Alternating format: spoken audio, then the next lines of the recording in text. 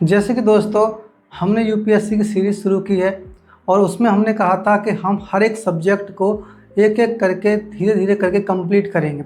उसी में कल हमने शुरू किया था ज्योग्राफी, और ज्योग्राफी में पहला टॉपिक हमने शुरू किया था वो अक्षांश और देशांतर था।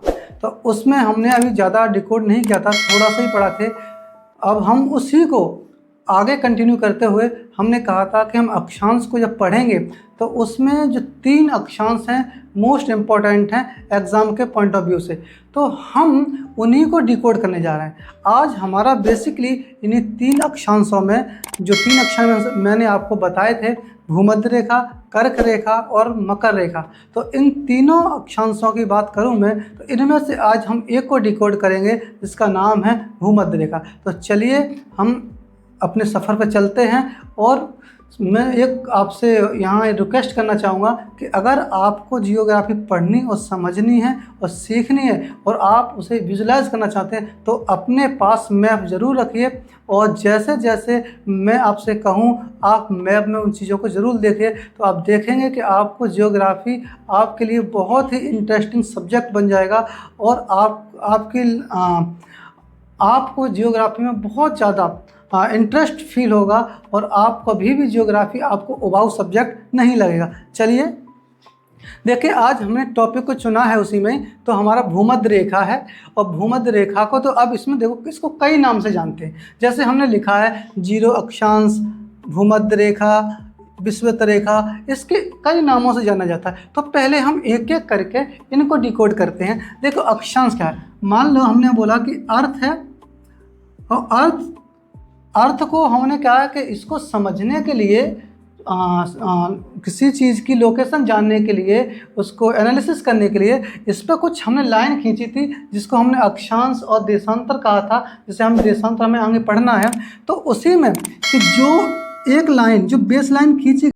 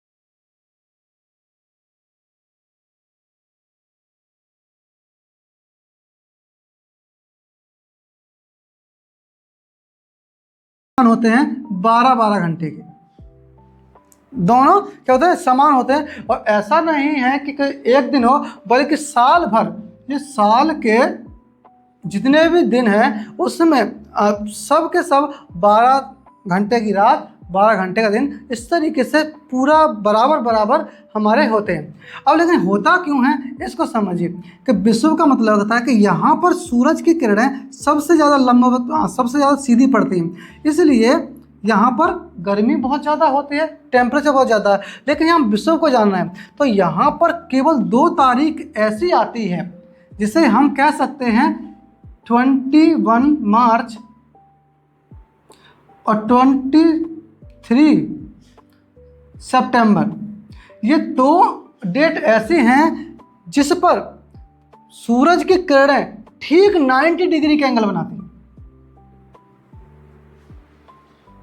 ठीक 90 डिग्री का एंगल बनाती है। इस वजह से इसे विषुव, इंग्लिश में इसे इक्विनोक्स कहते हैं। इक्वी मतलब इक्वल, नॉक्स मतलब दिन रात, यानी यहाँ पर दिन और रात बराबर होते हैं। इस तरीके से इसका नाम विषुवत रेखा रख दिया गया, क्योंकि विषुव का मतलब होता है जहाँ पर 90 डिग्री की सिचुएशन बने। तो ऐसी दो सिचुएशन हैं जहाँ पर 90 डिग्री की सिचुएशन बनते हैं, यानी हमारे सूरज की किरणें ठीक 90 डिग्री के एंगल पर हमारे इक्वेटर पर गिरती हैं। ठीक है, देखिए अब हम अगला टॉपिक इस पर चलते हैं। तो क्या है, क्लाइमेट। यहाँ पर ज़्यादातर जो सूरज की किरणें हैं वो सीधी पड़ती हैं, दिखा है सीधी, मतलब हमने कहा है कि ज़्यादातर किरणें हैं 66.5 से लेकर 90 के बीच में ही किरणें इतने एंगल के साथ भूमध्य रेखा पर पड़ती हैं, जिसकी वजह से यहाँ पर बहुत तेज़ी से गर्मी होती है और इसमें गर्मी होती है, पानी भाप बन के बहुत तेज़ी से उड़ता है, तो यहाँ तापमान भी उच्च होता है और इसकी वजह से आर्द्रता भी उच्च होती है। आर्द्रता मतलब ह्यूमिडिटी। तो इस तरीके टेम्परेचर और ह्यूमिडिटी दोनों ही इस भूमध्य रेखा पर उच्च पाई जाती हैं। ठीक है, इसका कारण है कि यहाँ पर सीधी किरणें पड़ती हैं कितने एंगल के साथ, 66.5 से लेकर 90 के बीच में। केवल 2 दिन ऐसे होते हैं या 2 तारीख ऐसे हैं जो हमने आपने डिस्कस कर लिया है, 21 और 23 मार्च, जिस पर 90 डिग्री होती है। तो अधिक गर्मी होने की वजह से, यहाँ पर आर्द्रता ज़्यादा होने की वजह से ये हवाएं ऊपर उठती हैं और ठंडी होकर, ठीक है, समवहनी वर्षा कराती। ये एक दिन का काम नहीं है बल्कि डेली का काम है। ये हवाएं ऊपर उठती हैं और ठंडी होती हैं। डेली 2 से 4 के बीच, 2 से 4 के बीच डेली यहाँ पर समवहनी वर्षा होती है। अब आप जब मैप देखेंगे तो आप देखेंगे कि जिस समवहनी वर्षा, ये इक्वेटर लाइन जब जिन एरियाओं से गुजर रही है और इन इलाकों में समवहनी वर्षा हो रही है, वहाँ पर बहुत ही घने जंगल पाए जाते हैं, जैसे अमेजन और कांगो की वर्षावन। ये अमेजन और कांगो की वर्षावन है, बहुत ज़्यादा घने और थिक होते हैं, या यूँ कहें ये दोनों ही वन हमारे इकोसिस्टम की रीढ़ की हड्डी हैं। तो देखिए किस तरीके से ये काम कर रहा है। अब हम आगे चलते हुए हम इसका विस्तार जानते हैं कि भूमध्य रेखा किन किन महाद्वीपों से और देशों से गुजरती है। तो महाद्वीप जो है वो 3 महाद्वीप हैं। कौन कौन से हैं कि पहला है हमारा साउथ अमेरिका, दक्षिणी अमेरिका, अफ्रीका और एशिया, 3 महाद्वीपों से गुजरती है। वहीं पर यहाँ पर हम एक चीज़ और ऐड करना चाहेंगे, तो 3 जलीय सीमा है, जिसमें प्रशांत महासागर, अटलांटिक महासागर और हिंद महासागर से होती हुई गुजरती है। वहीं देश हैं तो इन महाद्वीपों के ही देश इसमें पाए जाते हैं। जैसे हम बात करते हैं पहले की, तो दक्षिणी अमेरिका महाद्वीप, इसके 3 देश ऐसे हैं जो इक्वेटर की लाइन से गुजरते हैं। जैसे हमने कहा ये यहाँ मिस्टेक हो गया है, यहाँ पर होगा इक्वाडोर। तो इक्वाडोर जो है ये यहाँ, इससे हमारी जो अर्थ क्या कहते हैं भूमध्य रेखा गुजरती है। और इक्वाडोर के ही अगर आप उसमें देखेंगे लेफ्ट की तरफ, पश्चिम की तरफ, तो यहाँ पर इक्वाडोर का के अंडर में ही एक आइलैंड है जिसका नाम है गैलापागोस। ये द्वीप समूह है, इससे भी ये इक्वाडोर के ही कंट्रोल में है। तो इससे होकर भी हमारी इक्वेटर लाइन गुजरती है। तो ये इसी का हिस्सा है, इसलिए हम एक ही मानते चलते हैं कि इक्वेटर से गुजरती है। दूसरा ये कोलंबिया से गुजरती है। तीसरा ये ब्राज़ील से गुजरती है। यानी दक्षिणी अमेरिका के 3 देशों से गुजरती है। कौन कौन से हैं? इक्वाडोर, कोलंबिया और ब्राज़ील। लेकिन हमने यहाँ एक चीज़ और ऐड कर ली है, जैसे हमने कहा है कि इक्वाडोर का एक आइलैंड है जिसे गैलापागोस आइलैंड कहते हैं। यहाँ इसकी दिलचस्प बात एक ये है कि यहाँ इक्वेटर लाइन गुजरने की वजह से, या गर्मी बहुत ज़्यादा होती है, तो यहाँ पर एक माउंट चिम्बाराजो, ये दिख रहा है माउंट चिम्बाराजो, तो आप मैप में देखेंगे तो ये अगर हम अर्थ के सेंटर से नापे तो ये सबसे दूरतम बिंदु है हमारे अर्थ पे। ठीक है, वहीं अब आगे बढ़ते हुए जब हम दक्षिण अमेरिका से यानी पश्चिम से पूरब की तरफ चलते हैं, अमेरिका से अब हम पूरब की तरफ चलेंगे तो हमें मिलेगा अफ्रीका। अफ्रीका से पहले मिलेगा अटलांटिक सागर। तो आप अब मैप खोल के देखिए तो इस तरीके से आपको समझ में आएगा। अब हम जब जाएंगे तो पहला आपको जैसे अटलांटिक और अफ्रीका के करीब पहुंचेंगे तो सबसे पहले अफ्रीका में पहला आपको एक द्वीपीय देश मिलेगा जिसका नाम है साओ तोमे प्रिंसिपे। ये अटलांटिक महासागर में है, इससे होकर गुजरती है। लेकिन यहाँ एक बात आपको क्लियर कर दूं, ये इसकी ज़मीनी सीमा से नहीं गुजरती है बल्कि जली सीमा से गुजरती है, ये याद रखिएगा। अफ्रीका में दाखिल होते ही तो अफ्रीका के गैबोन, कांगो गणराज्य, कांगो लोकतांत्रिक गणराज्य, युगांडा, केन्या, सोमालिया, इस तरीके से टोटल अफ्रीका के 7 देशों से यह भूमध्य रेखा गुजरती है। जैसे ही हम अफ्रीका को पार करते हैं तो हम हिंद महासागर में दाखिल होते हैं। तो हिंद महासागर में देखते हैं कि हम मालदीव और इंडोनेशिया से होकर गुजरती है। लेकिन मालदीव भी एक ऐसा इलाका है, एक ऐसा एरिया है जहाँ पर इसकी जली सीमा से पार होके जाती है, यानी लैंड को नहीं टच करती है।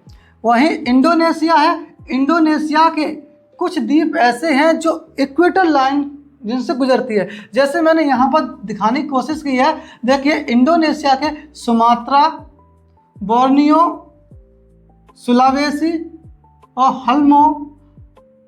हलमाहेरा, ये 4 ऐसे इसके आइलैंड हैं इंडोनेशिया के जिनसे इक्वेटर लाइन गुजरती है। यहीं बोर्नियो में एक जगह है, एक शहर है पोतियोनाक शहर, ये इक्वेटर लाइन पर बसा हुआ शहर है। इसे भूमध्य सागरीय शहर भी